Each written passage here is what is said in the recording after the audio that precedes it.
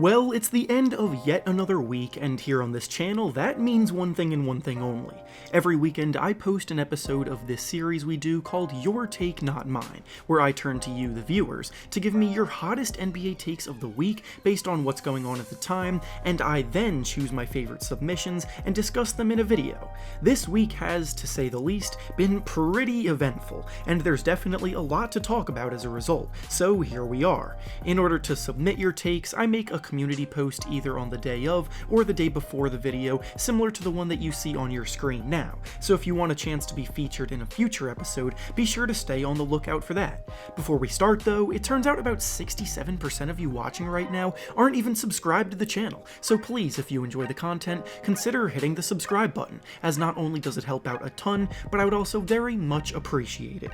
Now with that being said, let's begin.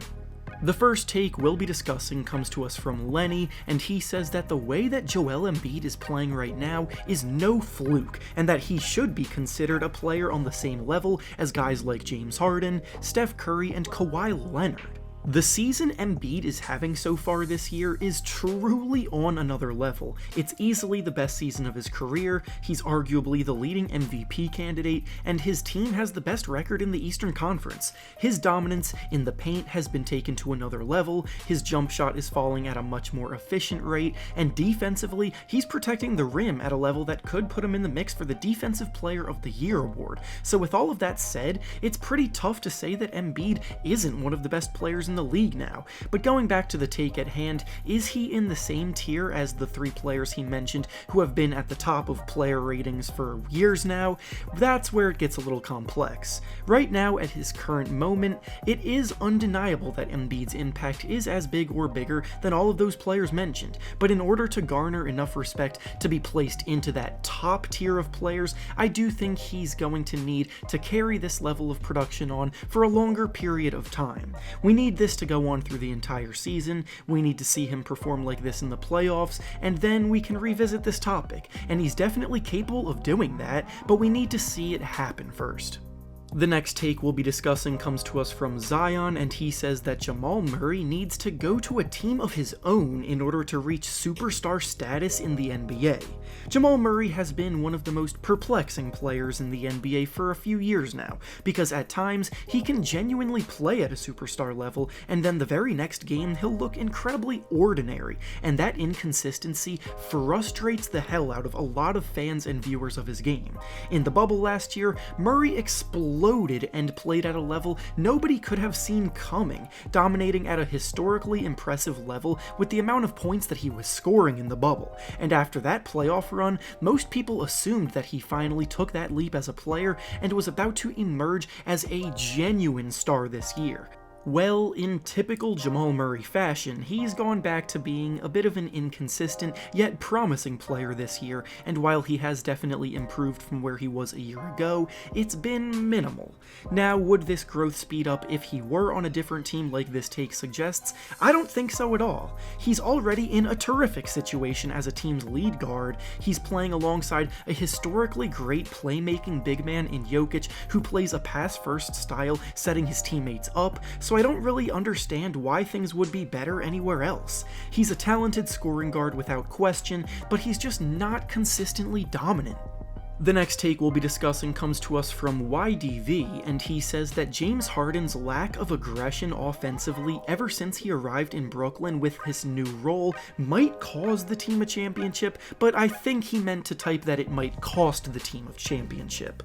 The Nets are in a bit of uncharted territory here so far this season, as they now have three alpha, top dog, number one scoring options on one team, with Harden, Kevin Durant, and Kyrie Irving all being more than capable of taking over a game and serving as a go-to guy.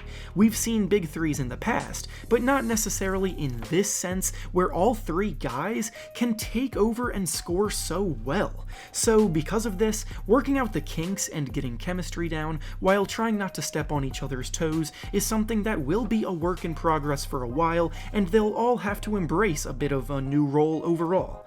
Harden has always been a terrific playmaker and passer, and as his Houston career progressed, he became more and more of a point guard than a wing player, so in Brooklyn, he naturally assumed the primary ball handler role and has admittedly been much more passive than aggressive with the Nets. He's done a terrific job setting players up and getting assists, but we've all become so used to seeing Harden score 40 points every other night, so it feels a bit weird. But while the original take states that this will hurt the Nets in the long run, I feel the opposite. I think Harden being this willing to do what's best for the team will help chemistry long term, and of course as they all get more comfortable playing together, he'll get back to being the elite scorer we know he is, but for now, it's actually a good sign that he's willing to adapt to his new surroundings instead of playing selfishly.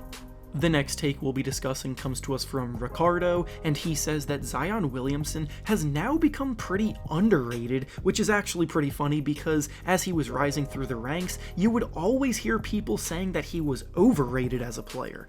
Zion was one of the most popular NBA prospects we've seen in recent history, but this year almost all of the hype surrounding him has weirdly kind of died down. Playing on the Pelicans, who are once again having a somewhat disappointing season, has definitely played a part in that. They don't get as much media attention, and honestly, in some ways, he has become underrated. He's having a pretty good year, scoring about 24 points per game and shooting 59% from the field, and his bully ball style is effective. But I think the reason he's not in the public eye as much is a combination of him not really being the human highlight machine that he was before, with all of the impressive dunks he would throw down, and the fact that there was so much negative buzz about his injuries and weight that his progress now has a somewhat negative connotation to it. He's not a perfect player by any means and definitely still has a ways to go, but in general, I do actually agree that he's now a bit underrated. And finally, the last take we'll be discussing comes to us from Hoops Logic, and he says that Immanuel Quickley is going to end up being a top 5 player from this draft. So Knicks fans are incredibly excited about Quickley and his promise, and for good reason, because especially lately, he's been playing some phenomenal basketball. He's scoring over 12 points per game for the season as a whole, and recently, he's had a couple of nights where he's scored over 20 and 30 points that have turned a lot of heads. He's a shifty, crafty, highly skilled guard that does well creating off the dribble, and after many questions selecting him in the first round, the Knicks now look pretty smart for doing so. The Knicks have been looking for a point guard for a while now, and he very well could end up being the solution there. Moving forward, will he be a top 5 player in the draft? I'm not necessarily sure I would go that far, but even if that's not the case, he's been a very big success and should continue to be a highly productive player as both he and the team around him continue to grow. And with that being said, that's all I have for you today. Make sure to like the video, subscribe to the channel, and comment down below what you think about the topics discussed today. Thanks for watching, and I'll see you all next time.